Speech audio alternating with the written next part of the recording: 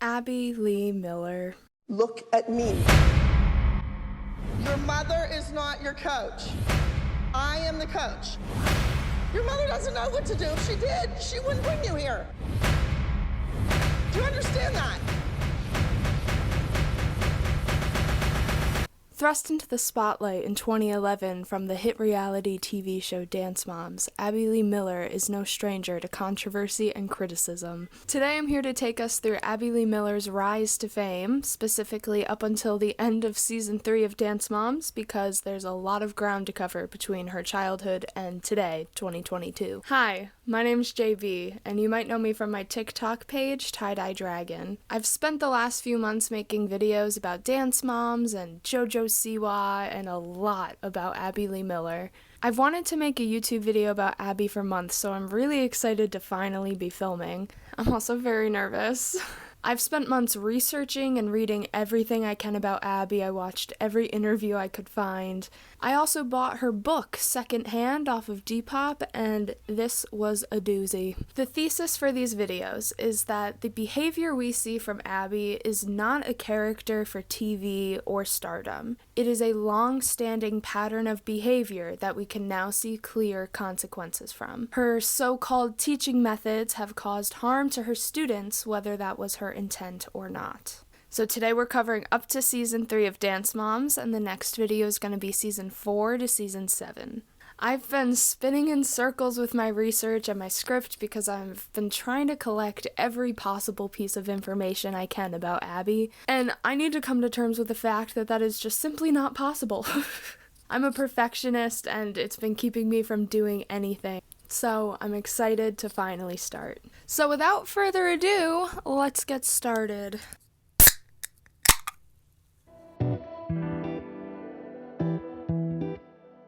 Abigail Lee Miller was born on September 25th, 1965, to parents Marion Lorraine McKay Miller and George Miller. Her mother was the owner of the Marion Lorraine Dance Studio, which opened in Pittsburgh in 1966. Though she shares a passion for the art of dance with her mother, it wasn't always that way. Abby describes herself as a daddy's girl, saying that he would be the one to bring her to all of her activities when she was younger, like clarinet lessons, Girl Scouts, and even the mother-daughter talk about periods at school. My dad even took me to the mother-daughter talk about getting your period. My dad took me because my mother was at work.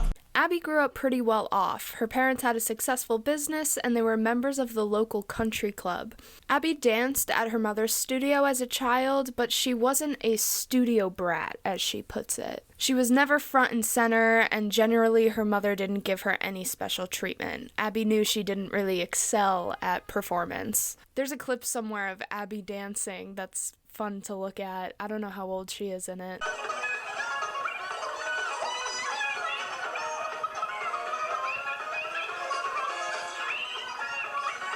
One day when Abby was 14, her mother got an advertisement in the mail for a dance competition called Summer Dance Festival. Abby had never heard of competition dance before, so she asked her mother if she could enter a number. Not a solo, but a trio that she would choreograph for 3 friends. It was like a skateboarding number, and they rode around on the skateboards on stage at one point. They went, and their routine got first place. The following season, Marion allowed Abby to create a competition team within her studio, and Abby named that the Abby Lee Dance Company.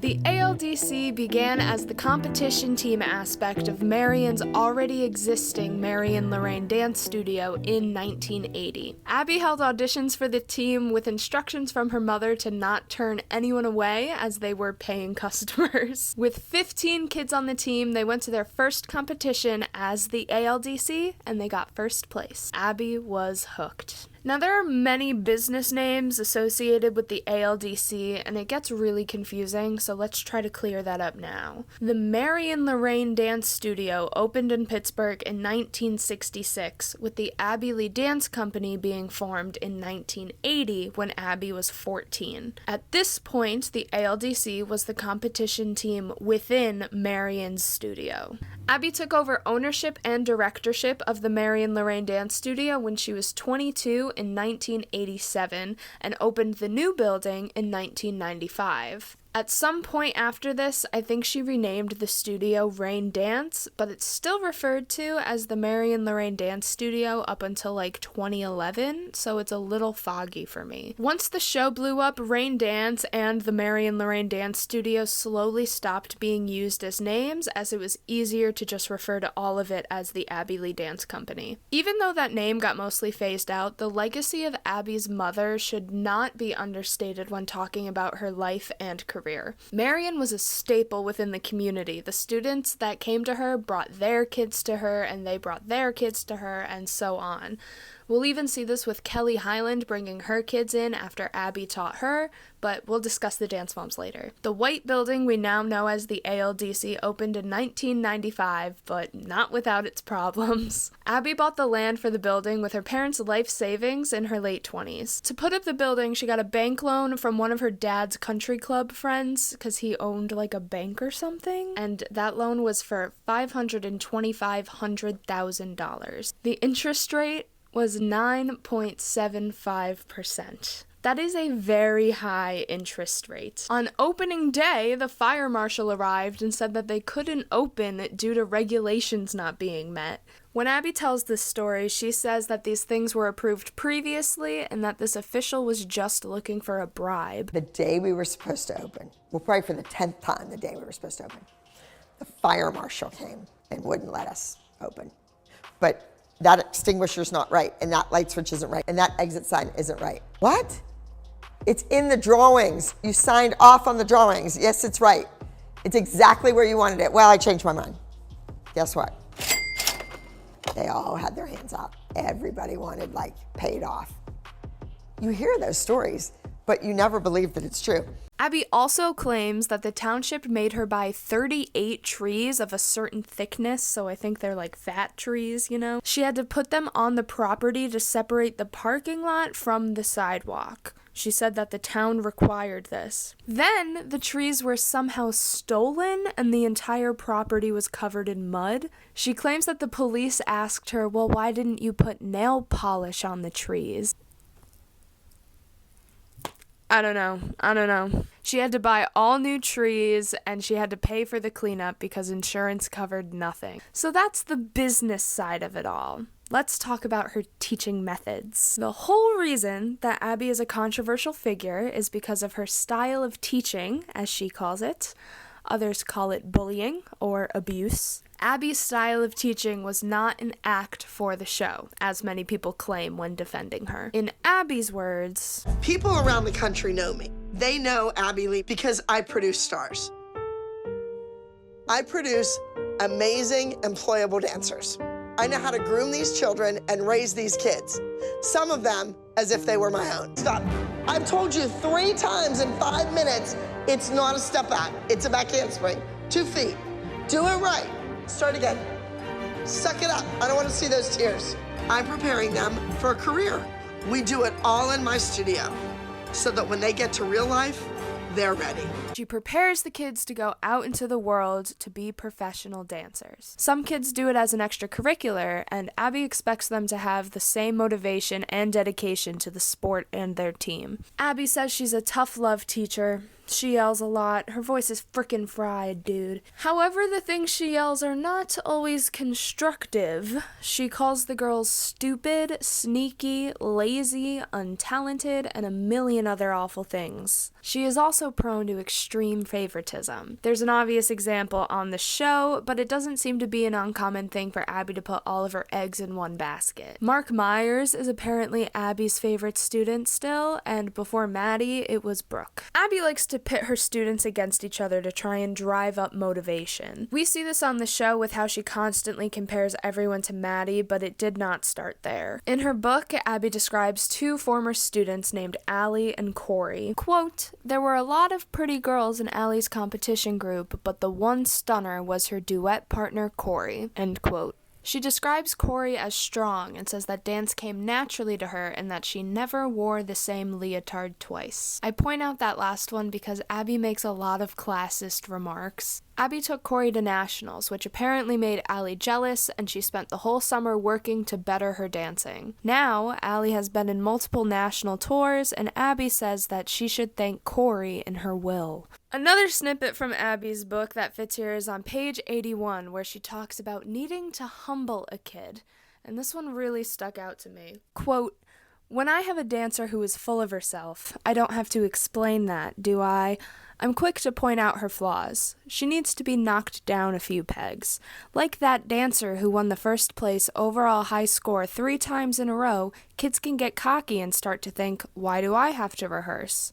Sometimes I make the kid rehearse something on her bad side in front of everyone on the spot. I have been known to call on her to tell me the proper term for a dance step, and if she happens to get lucky naming the correct ballet step, I make her spell it. Ha ha! You want to make her look like a jerk in front of her peers to bring her back to reality. This is where the tough love comes into play. We are not dealing with novices. I am training budding professionals." End quote. Diane Pent, a mother of a former Abby student who was also featured on the show a handful of times, has shared tweets about her time at the ALDC from before the show began. I'm going to put 3 of them up right now. Things you don't know about Abby. She has posted her students' weights on the public board in the studio to embarrass them. #truth. At Lifetime TV. Abby hasn't gone too far. She has always been abusive. Lifetime just promoted it. Make it right. Stand up for the girls. Wait, I do remember Abby took underage girls to a strip club once. I think I do. In Vegas, her senior company. Yes, I do remember. #hypocrite. That last one is the most disturbing to me because I haven't seen that claim anywhere else but here. But I do believe her because of Abby's history of acting inappropriate with minors and young adults. Mac Z-Boss has a great video on that, and I recommend you watch that and check out her entire channel because she does amazing work. In 2008, the stock market crashed and affected everyone, including Abby Lee. By 2010, Abby Lee filed for bankruptcy, owing $400,000 to the IRS in unpaid taxes. Remember this. This is very important. An anonymous source told People magazine in 2017 that sheriffs would show up to the studio during operation hours and post notices threatening to shut the place down because of unpaid taxes. Studio mom Dawn Check tweeted in 2014 that Melissa whipped out her checkbook one time that this happened,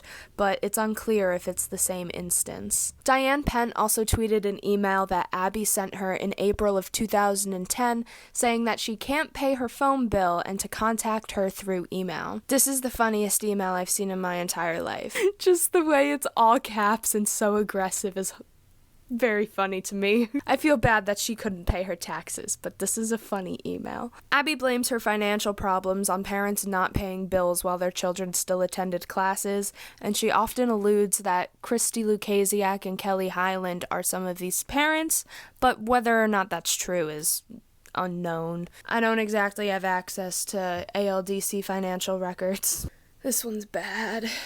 In December of 2010, Abby gave Santa-themed underwear and G-strings to her students as Christmas gifts. Her younger students received matching bra and panty sets, while the older girls got G-strings. And by older girls, I mean like 10-year-olds. December 2010, she gave the little ones, so like Mackenzie and Maddie got, in that age group, got little bras and panties, okay, which, okay, but our girls who were a little bit older, like 10, they got 10, right? Well, Chloe was a little bit younger than Reagan, but still, she's in that. Yeah, you know, she was 9 because she 8. was 9 when the show started, so she was 9. Okay, so she got, and Reagan got, G-strings. And not just any G-string, but holiday G-strings with pom-poms on them, like Christmas holiday G-strings, because, hey, a 10-year-old would need a G-string. Did you take it? And she gave this to everyone in the studio if you were like 7 and older. And I'm gonna unpackage it. So this is actually the original bag that it came in. It even says small at the bottom. And yup. She gave this to us. I was 10. I didn't even know what this was. I had no idea. So the little puff balls are a bit deflated, but still have it. This is even more evidence of Abby being inappropriate with minors. Despite all of these things, Abby found success in her craft. Abby constantly says that her goal is to create talented and employable dancers, and she has done just that for many, many students. Some notable alumni from the ALDC include Mark Myers, who is currently the head of choreography for Wicked across the world, and he was in the original Broadway cast of Footloose. Katie Hackett, who got a gig with the Radio City Christmas Spectacular right out of high school and then was with them for 12 years. And John Fiumaro, who played Specs in Newsies on Broadway and was just in West Side Story. There were actually 2 ALDC alumni in that movie because Maddie was in it as well. How I didn't know there was an ALDC alumni in the original Broadway cast of Newsies until like this week is beyond me. Abby was a test proctor for the Dance Educators of America and continued to take classes since taking her Dance Masters test at age 21. She was certified to teach by the Dance Masters of America and worked closely with her local chapter of the Dance Masters of Pennsylvania, even receiving a 25-year membership pin, but her membership to both was revoked in February 2012 following the premiere of Dance Moms. She has many former students who speak fondly of her to this day, though many from the cast of Dance Moms don't speak to her much at all. As of 2019, the ALDC has had students in 34 Broadway shows. I found an article from 2007 from a local Pittsburgh paper, and by that point, Rain Dance had had 18 national champions and nearly 50 state and regional title holders over the last 27 years. In her book, there's a section where she lists off all of her title holders, and it's a lot of pages. We have this section here, and then we have these pages. We have the back of this page. It's kind of scary to see how many of these names I recognize after consuming nothing but Abby Lee Miller media for the last 2 months. Oh, Dance Moms. Dance Moms as we know it today is not what it was originally planned to be. The show was supposed to be something like Toddlers and Tiaras, but with dance. A mother-dancer duo would be interviewed, and the cameras would go to a competition with them. It was going to be called Just Dance. They weren't casting studios initially, they were just interviewing mother-daughter duos. Christy Lukasiak said that the end of the season would have been nationals, where they would see all of the dancers they met across the season compete against each other. In an interview with Reality TV World in October 2011, Abby says that the show came to be after years of dinners with creator John Corella, an old friend of Abby's. She said that every time they'd talk, she would complain about the mothers, and John began taking notes and pitched a show to Lifetime. John wrote a few pages in Abby's book. He was a competitive dancer, but not with the ALDC. He'd run into Abby at competitions and describes her as the cool younger coach who was a bit flirty. Flirting with young men is something that Abby does quite a bit, and once again, if you'd like to hear more, you should check out that Max Z Boss video. Abby was originally not going to be a major player on the show, but once filming began and they saw how big of a personality Abby was, Lifetime knew that they had struck gold. Specifically, it was the fight that Abby had with Dawn Check that stuck out so much to production. You're the minister. Yes, I am a minister. Let's play the Bible game, Abby. Reagan, goodbye. Out. Out. You're not throwing her out. Oh, yes, I am, and you with her. Go. No, you're not. Yes. Every week we put the trash out. Go. Does it not hit in your head that maybe you're wrong? No. Do you not get it? I don't get it. I know I'm right. Why are you right? It's my building. Why My name's on the front. So what? Call the police. Go for it. I'm sorry, Go girls. for it. There's a psycho in every batch. A psycho. Yes, her name's Abigail Miller. Hi, I need police have an parent that's out of control. Pardon? She does not have weapons, just her mouth. After the first few episodes were filmed, the show was reworked into what we now know as Dance Moms. Abby did not have a say in the students cast on the show. They interviewed with the producers but never had a dance audition, leaving Abby with girls who specialize in different styles across different age groups. Now, I'd like to do a video more specifically on Dance Moms as a series, so I won't be going into a lot of detail on everything that happened in the show. There's literally so much that happens on this frickin' show. There's literally so much discussion to be had about Dance Moms, and I have opinions about everything, but that is not what we are here for today. If you're watching this video and you have never seen an episode of Dance Moms, I hope that anything that I have said has made any sort of sense so far. I'll try my best to explain this phenomenon of a show, but it is something else. Not everything we saw in episode 1 was filmed during the first week. In fact, the first 6 episodes of season 1 are like out of whack completely when it comes to continuity. A shot we see in one clip may have actually happened 2 weeks after the competition that they're rehearsing for in this episode. The first 6 episodes really have a different vibe than the rest of the series, and that's because it was picked up as more of a docu-series-esque type show about competition dance. As I was putting finishing touches on this script, Max Z-Boss released a video breaking down the entire first episode. If you can't tell, I really admire her and the work that she puts into her channel. If you're watching this, hi. So yeah, check that out. That explains it really well. One thing to keep in mind as we discuss Dance Moms is that it is a reality TV show. Footage is manipulated, audio is cut up to make people say things, and situations are set up by production.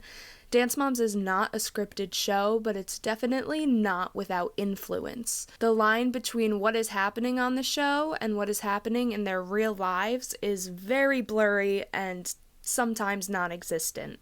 Often non-existent, I'd say. One of the first things we are introduced to in the first episode is the pyramid. This is when the girls are critiqued or shamed, depending on the situation, on their performance, work ethic, and behavior from the week before. The pyramid is such an infamous part of Dance Moms, but it was not Abby's idea. This was something the producers had her do and had heavy influence over. Throughout the series, the placement of the girls on the pyramid often goes hand in hand with the storyline the producers may have set up for the week. As often as Abby claims the pyramid is not something she did before the show, former Dance Mom Diane Pent put how many see it in a tweet. Abby has always had a pyramid in her brain, just not visual, and used it at every class. The show's format follows the newly formed Junior Elite competition team rehearsing brand new routines every week and going to compete them each weekend around the country. Normally in competition dance, dancers will spend a few months on their routine before taking them to competition, so this is extremely unconventional. The expectation to win is still there, and the pressure is high. I think it would be beneficial to take this time to introduce the moms, for those who may not know them, and because they're important players from here on out. These women, along with their daughters, were by Abby's side throughout the Dance Moms journey, and boy is that a long one. Most of these moms had known Abby for years prior to filming the show. And now, this should go without saying, but relationships are complex, far more complex and deep than I'll ever be able to understand because I do not know these people personally. All of the information I know is from reading social media posts and watching the TV show and watching every interview I can find. But it is important to know them as we continue, so let's introduce them. Melissa Giasoni is the mother of Maddie and Mackenzie Ziegler. She and her now ex-husband Kurt brought Maddie to Rain Dance when she was 4 years old because Kurt had known Abby from high school. Maddie instantly stuck out to Abby as a hardworking and talented little girl and quickly became a star pupil. Mackenzie started classes soon after. Maddie is very much painted as Abby's favorite, and it is not even close. She's got no problem telling everyone that Maddie is the star and the best dancer on the team. And at the top of the pyramid is Maddie. You did a great job. And on the top of the pyramid is Maddie. At the top of the pyramid, Maddie, I challenge you. On top of the pyramid is Maddie. You won the overall high score. And on top, again, is Maddie. And at the top of the pyramid, we have Maddie. The first person on top of the pyramid is Maddie. And the second person on top of the pyramid is also Maddie. And on top of the pyramid, Maddie. Following suit, Melissa is by far Abby's favorite mom on the show. She works at the front desk, has paid bills for the studio, like I mentioned before, and generally sucks up to Abby. The other moms think it's ridiculous that she goes above and beyond to get her kid ahead. The Zieglers leave the show halfway through season 6 to pursue other opportunities, and they have no contact with Abby Lee Miller today. Abby is very vocal about Maddie not giving her enough credit. Christy Lucasiak is the mother of Chloe Lucasiak, who is constantly fighting for the #1 spot on the team against Maddie. Prior to the show, Chloe took classes at Rain Productions and competed with the ALDC, but didn't take many classes with Abby herself, and she says that she did not know what they were getting into when they signed up. Chloe is treated very harshly by Abby throughout the series, and Christy does not stay quiet about it. Christy is almost always at odds with Abby, and Abby still shit-talks Christy to this day. As the show progresses, we watch their relationships deteriorate along with Chloe's self-esteem. The Lucasiaks leave the show at the end of season 4, but return in season 7 to get closure. However, after leaving the show originally, they never spoke to Abby again. Dr. Holly Frazier is the mother of Nia Sue Frazier. Nia also took classes at Abby since she was very young. In the first 2 seasons, Holly isn't always present because she's a school principal. She is usually the calm voice of reason within the group, but she is still vocal with Abby about her issues. She argues with her about the lack of attention that Nia receives and also the racist undertones in many of Nia's solos. Holly and Nia are the only 2 original cast members to stay for the full original run of the show. They are not on speaking terms with Abby, but they did reach out at some point after Abby got diagnosed with cancer. Kelly Hyland is the mother of Brooke and Paige Hyland. Kelly has known Abby for the longest out of anyone involved in the show. She was one of Abby's first students back when the ALDC was just beginning. She is 6 years younger than Abby. Kelly quit the ALDC when she was a teenager so she could join cheerleading, but brought her kids to Abby when they were old enough. Kelly is constantly getting into arguments with Abby, and Abby is always putting Kelly's kids at the bottom of the pyramid. Before the show, Brooke was one of Abby's favorites and won competitions with contortion and acrobatics, but that relationship fell apart. Brooke also now says that the years of doing contortion tricks damaged her growth and caused spine damage. And on top of that, I was a contortionist growing up, and that definitely took a toll on my back. If you saw the x-rays, you'd be like, what the hell? My vertebrae are all like twisted and stacked on top of each other, and I broke, I think, 3 different growth plates. I really don't know, to be honest. I would have to go back and look, but there's really nothing they can do about it. And the Hylands leave the show first in the early episodes of season 4. Their departure comes after a physical altercation between Kelly and Abby. There are a lot more moms and students that come and go, some so quickly that we won't even cover them. In season 1, the girls span an age from 6 to 13, with most of them being around 8 or 9.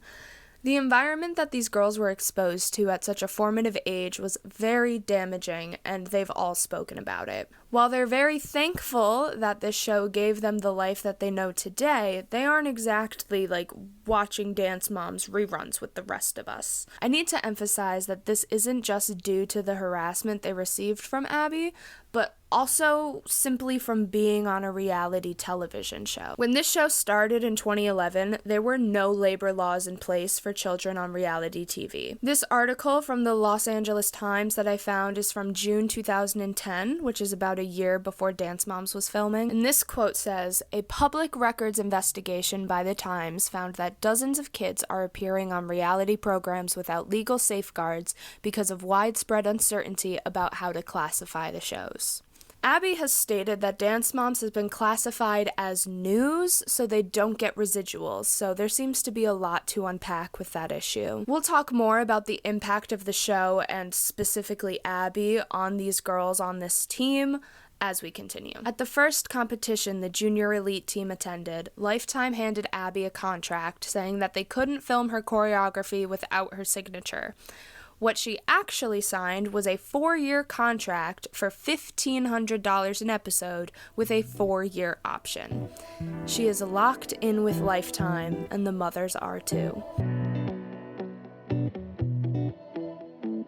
Dance Moms got as popular as it did because of the controversy of it all. Abby and the moms received a lot of backlash from the show right from the get-go. Abby for her teaching methods, and the moms for allowing their children to be in that environment. There were also a lot of screaming matches. The second episode, titled Wildly Inappropriate, is what many consider to be what put Dance Moms on the map. The girls are put into skimpy costumes, and the moms were not pleased, except Melissa. This sparked controversy, which for reality TV is good for ratings. However, the critics were not happy. And by critics, I guess I just mean the general public. I found this article from a newspaper called Pennsylvania Patriot News. It was published in September of 2011 when the show was airing. A quote from the writer Anne Reeves says, "And don't get me started on the girls' trashy costumes and tarted up makeup. Many of the numbers choreographed by Miller are also way too mature for the girls. One even dealt with dark issues as a child abduction and abuse. Dance Moms makes Toddlers and Tiaras look like a PBS offering." She interviews a few different dance teachers in the area as well. This one from Carol is the best. "My personal opinion is that you're trying to teach them to dance, not make them look like hookers." One article I found from TV Line outlines some of the questionable things that Abby does in the first few Season 1 episodes. This includes bringing in a boy, who is actually the son of Diane Pent, and being upset when him and Brooke don't have chemistry, and then sending them on a date. Now this one I think could have been production, but I don't think it's out of the realm of possibility that it was Abby's idea. They also include Maddie's iconic "I would kill myself if I didn't dance" interview, and Nia's Laquifa solo, which is classified as an ethnic solo. There are many, many, many articles like this from 2011 that just rip the show to pieces, calling it abusive and gross and inappropriate, but it continued to grow in popularity. In October 2011, the Abby Lee Dance Company was banned from Star Quest dance competitions. This is because when an episode at that competition aired, footage had been manipulated to make it look like Maddie and Chloe were competing in the same category when they were not. And this was in TMZ. I'm going to skip a little ahead in the timeline right now because this was filmed when Season 2 was filming and airing, but this is a clip from The Rosie Show that really stuck out to me regarding Abby's teaching methods. My son played baseball the first year this year. He was 11. And the coach was quite aggressive. Not quite Abby Lee, but almost. And I had a real hard time allowing him. And I would talk to the guy and say, "You can't do this. You can't treat a kid like that." Now, the guy wanted to win. He was a lot like your Focus, right? Mm-hmm. But I think that's very damaging. Well, how many professional baseball players has he produced? 0. Well, that's not the case. Right. So when you come into my studio and you see that wall of fame and you look at all these people, and don't forget, some of these kids, I mean, I just had a girl on So You Think You Can Dance this last season. So your success rate, you feel... is huge. And it's enough to sort of allow people to overlook what could be seen as abusive behavior to the kids? Well, I don't want to use that word, but the kids aren't all that swift all the time. Abby excuses her actions, saying that the ends justify the means when it comes to success. Abby goes on to explain once again that what we see on the show is the millionth time that she's told them the correction and that she's a mother figure to them and all that fun stuff. In her mind, her behavior is justified. However, this does not lessen the effect that her words have on these children. Abby's membership with the Dance Masters of America was terminated following season 1. She addresses this in her book, saying that the show made her look a lot worse than she was. She says this quite a bit, actually. In many interviews right after season 1, Abby is really on the defensive, saying that the cameras don't show how many times she corrects a student before she yells. She also claims that she lost a lot of students following season 1. The kids, they weren't the best kids in my studio. I had other kids, but their mothers were sweet and nice and paid their bills on time. So they didn't make good TV. And I lost a ton of students when the show started because, 4 or 5 get on a TV show and 15 quit in their class because they didn't get on it or because they didn't think it was a good idea. Despite the backlash, Dance Moms persevered. Fans were mostly young girls who were dancers or wanted to be dancers, and the show brought the world of competition dance to new heights of popularity. I got my Instagram account in December of 2011. I was 12 years old, and when I first got on there, I saw so much Dance Mom stuff. Like, if I found someone else who was my age on the platform, they were talking about Dance Moms. And I ignored it all because I only cared about Harry Potter. Abby says that she knew she made it when she saw an ad for Dance Moms with her face on it on the side of a bus in New York City. And that's a pretty cool moment.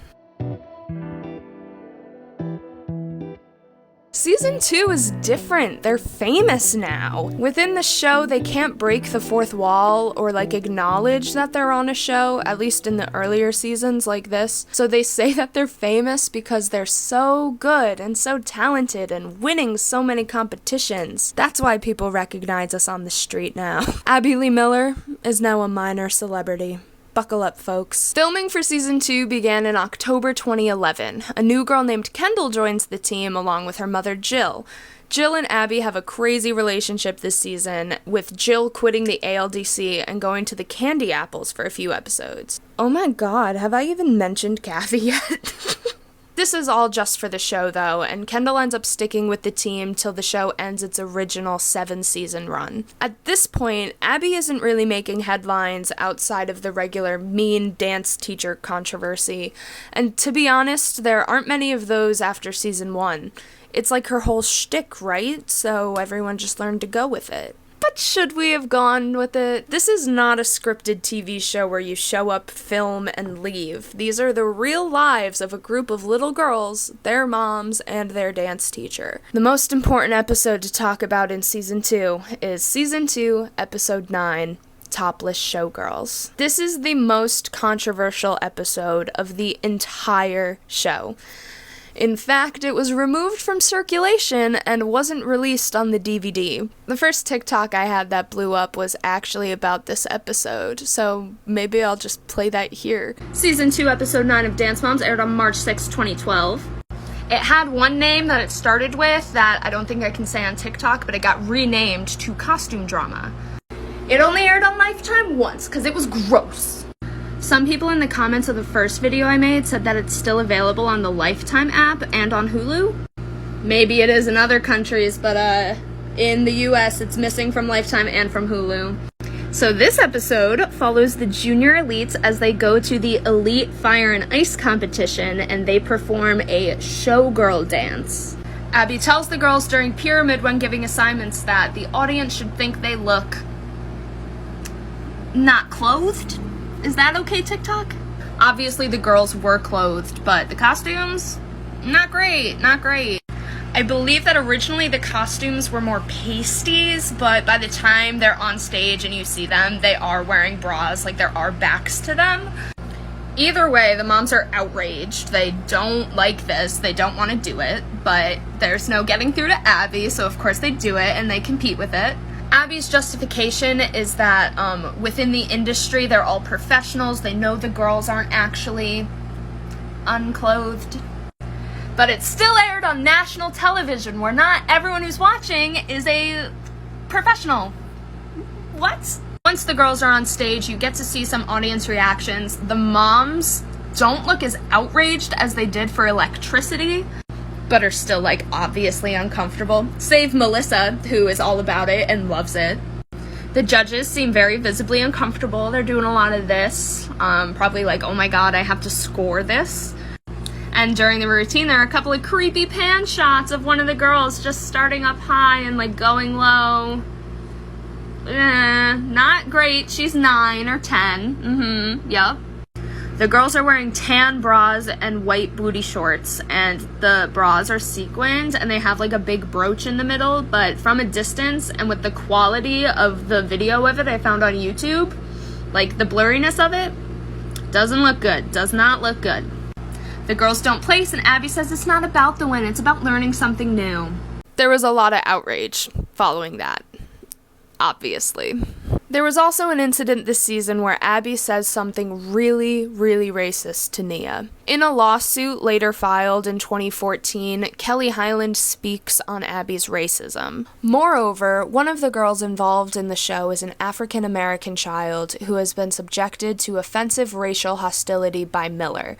Miller at one point grabbed the girl's arm, yelling at her that she didn't want any little tooties on the show. Interestingly, to appease uproar after this incident, the very next day, all of the girls on the show received iPads from producers. I believe this happened sometime during season 2, but I can't find the source that led me to believe that, so don't quote me on it. Abby also tells Nia this season that her braids looked horrible, and that's what made it on the show. Nia has said that Abby also said that they looked like worms. I'd like to bring up the Rosie O'Donnell interview again, which aired during the filming of season 2. Abby speaks about one student who she tried to expel and couldn't, so she made her life awful on purpose. Chloe and Christy. It's fine to not like the mother of your students, literally whatever. But she is going out of her way to not only mess with the mother, but the child as well. And she knows that it causes distress. This is a huge part of the show. To teach the moms a lesson, Abby will put their kid at the bottom of the pyramid, not let them dance, or give them a dance with a snarky underlying message, or put them on probation. Episode 15 of this season has the scene where Abby throws a chair at Paige. This later results in a lawsuit, which I just referenced. The editing on this scene is choppy, but you can see Paige's reaction. She is very visibly shaken and scared. Where are the stoppers? I wanted these rubber stoppers. I'll have them for the competition.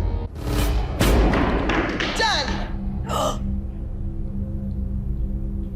You, Abby. You don't need them for the competition. I told you to do it for today. Look at that language. Doesn't that embarrass you? That she has to use language like that? That's what a truck driver uses. Why would she do that to Paige? The chair. You're finished. Next. Who's solo? Once again, Abby says she blames the parent and not the child, but turns around and puts the child in an unsafe environment to express her anger. Season 3 began filming in October 2012 and wrapped filming in August 2013. At this point, Abby has several side projects that she's investing her time into. Abby filmed Season 1 of Abby's Ultimate Dance Competition during Season 2 of Dance Moms, and it began airing right after Season 2 finished airing. Abby's Ultimate Dance Competition was a competition show where a group of young dancers completed challenges and were assigned solos, duets, trios, and competed in front of a panel of judges. One dancer was eliminated each week, and the winner was crowned Abby's Ultimate Dancer. Season 2 of Abby's Ultimate Dance Competition began airing on September 2nd, 2013, which is actually my 14th birthday. And that was the same day that episode 37 of Season 3 was airing, but that was way after that season wrapped filming. I believe this was filmed during Season 3. I really cannot pin down the timeline and filming schedule for these side projects, and it's driving me crazy because I'm trying to do this chronologically. Abby had another show called Abby's Studio Rescue, where she would go to failing dance studios and try to fix them up. I've only watched a couple episodes because I find it unbearable.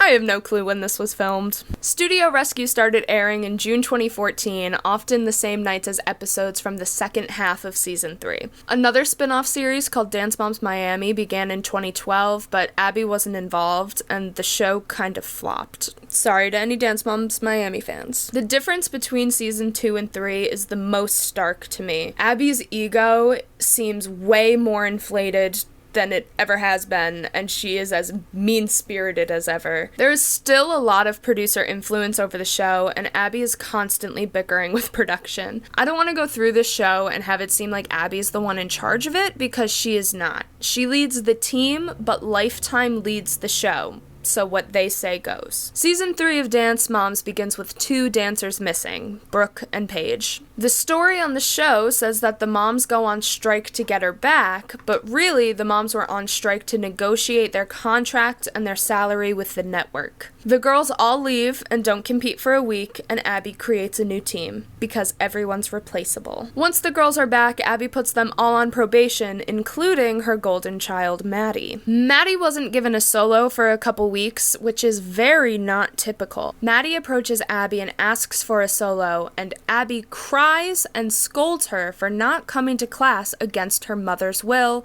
and says that it hurt her personally.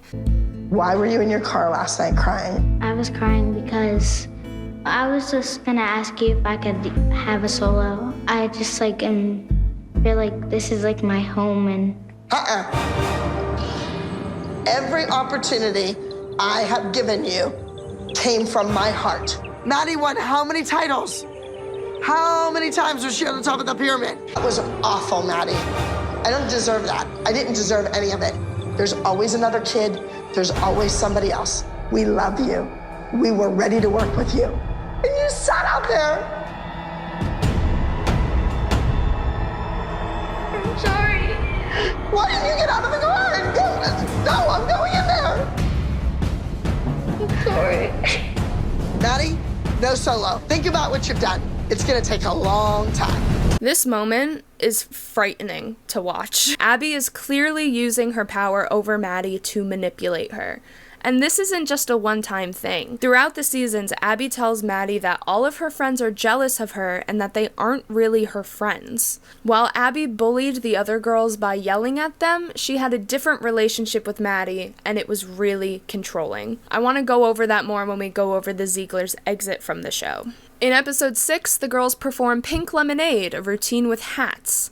Abby tells the girls during Pyramid that if they drop their hats on stage, that they are off the team. Chloe drops her hat during the routine.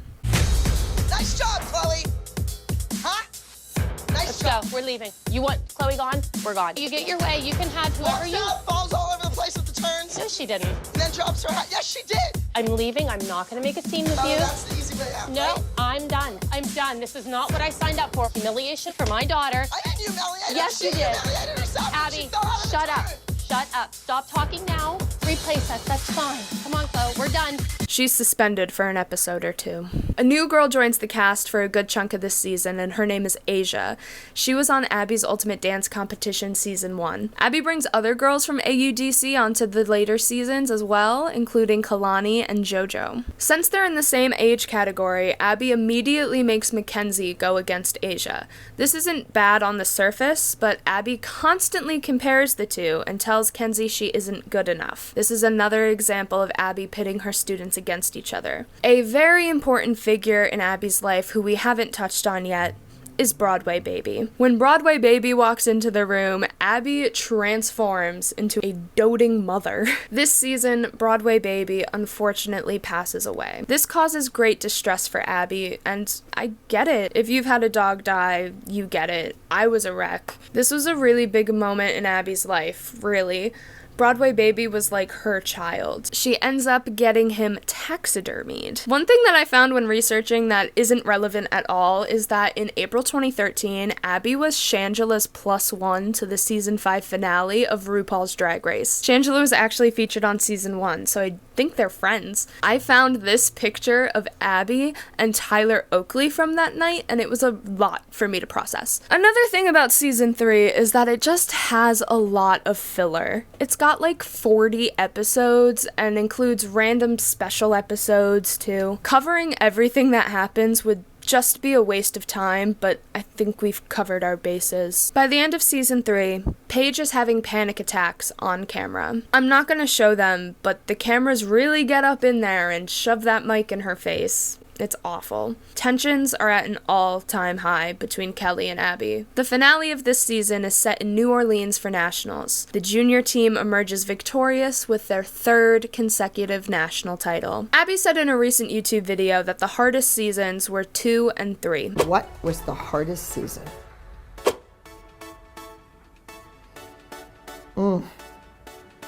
They were all hard. I would say season 2 or 3. Because I learned I was being taken advantage of, and I also learned that according to my contract that I signed, there was nothing I could do about it. The contracts that the cast signed with Lifetime were incredibly restrictive. Abby couldn't star on more than 1 episode of another network show per season. She was also subject to fines by production for not complying with her contract or fighting against them, and we'll be talking a lot about that in the next video. Holy shit, guys, I just got through 20 pages of notes. I think this is where we're gonna end today's video, but I do plan on uploading a part 2 in the future. Realistically, that might take a while. I have a lot of research already, but life is about to get a little hectic, so I make no promises for a time frame. This took me weeks and weeks of finding random old articles and watching every interview I could find with Abby, so I really appreciate you taking the time out of your day to watch me regurgitate it all. There is so much more to cover, but please let me know in the comments if there's anything from this time period that I didn't cover, like Brooke's music career or the entire Candy Apples team. If you haven't already, make sure to like this video and hit the subscribe button so you don't miss the next installment. And don't forget to follow me on TikTok at Tie-Dye Dragon with 2 Ys for shorter Dance Moms content. My name is JB, and thank you for watching. Why are we going this way? Are we getting on the turnpike? If you're getting on the turnpike, you're going the wrong way. Who is? The GPS isn't paying you. Where are you going? I am Abby Lee Miller. When I ride on a bus somewhere, you listen to me. Not the lady on the GPS, but the lady behind you in your ear. Oh, I should have listened to you then. There you go. I absolutely, positively, without a doubt, would do a better job driving this bus to Long Island, New York.